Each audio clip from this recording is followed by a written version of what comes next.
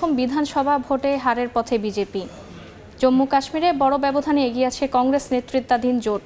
তবে হরিয়ানার আবারও সরকারের গঠনের পথে মোদির দল। জম্মু কাশ্মীর ও হরিয়ানায় বিধানসভা নির্বাচনের ফলাফলের সবশেষ খবর জানাতে কলকাতা থেকে যুক্ত হচ্ছেন রিপোর্টার সুব্রত আচার্য। সরাসরি যাচ্ছি তার কাছে।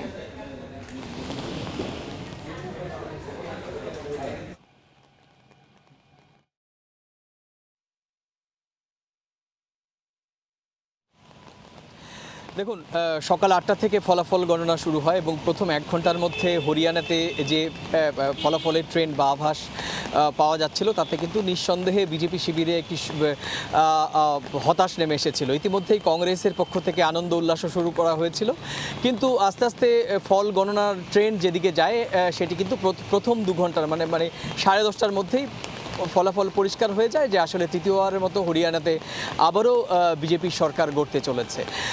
আপনি জানেন যে ৩৭০ ধারা বিলোপের পর প্রথম এই জম্মু কাশ্মীরের বিধানসভা ভোট, সেই ভোটটি নানা কারণে রাজনৈতিক মহলে একটি তাৎপর্য দেখা দিয়েছিল। ৩ দফায় নির্বাচন আমরা দেখেছি, সেপ্টেম্বর এবং অক্টোবর জুড়ে ৩ দফায় নির্বাচনে প্রচুর মানুষ এই ৯০ আসনের যে বিধানসভা তাতে কিন্তু ঢেলে ভোট দিয়েছেন।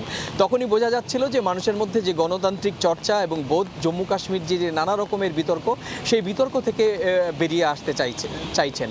ফলত দেখা যাচ্ছে যে এখনও পর্যন্ত যে ফলাফলের ট্রেন্ড তাতে কিন্তু নিঃসন্দেহে বিজেপিকে ধাক্কা দিয়ে কংগ্রেস এবং ন্যাশনাল কনফারেন্স, এই দুটো দলের যে জোট, এই জোটে কিন্তু জম্মু কাশ্মীরের যে বিধানসভা, সেই বিধানসভা আসনে বসতে চলেছে। এবার আসি যে জানেন যে এবছর চলতি বছরের শুরুতে ভারতের যে নির্বাচন, জাতীয় নির্বাচন, লোকসভা নির্বাচন, সেটি অনুষ্ঠিত হয় এবং সেই নির্বাচন, লোকসভা নির্বাচনের পর এই প্রথম দুটো গুরুত্বপূর্ণ বিধানসভায় নির্বাচন ভোট গ্রহণ হয় এবং এই নির্বাচনের ফলাফল কিন্তু রাজনৈতিক মহলে বড়সড় প্রভাব পড়ে। আপনি জানেন এছাড়াও কিন্তু এই বছরে ২০২৪-এ আরও কয়েকটি রাজ্যে ভোট আছে, আর একটি রাজ্যের ভোটের ফলাফল স্বাভাবিকভাবেই অন্য রাজ্য এবং প্রতিবেশী রাজ্যগুলোতে পড়ে। হরিয়ানাতে যেটি হয়েছিল, আপনারা জানেন যে হরিয়ানাতে বিজেপির একটি বড় চ্যালেঞ্জ ছিল, কারণ হরিয়ানা থেকেই দেশ জুড়ে যে কৃষক আন্দোলন, সেই কৃষক আন্দোলনের যে মোটিভ, সেই মোটিভটা তৈরি হয়েছিল এবং যে কারণে নির্বাচনী প্রচারণা আমরা দেখেছি যে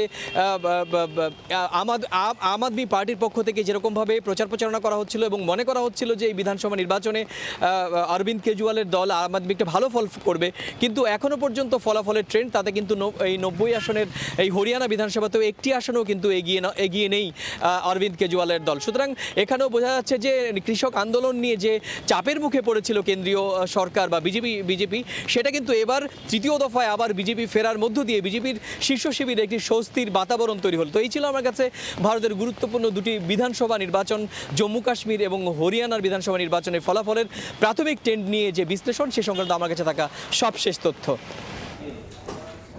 সরাসরি যুক্ত ছিলাম ভারত থেকে।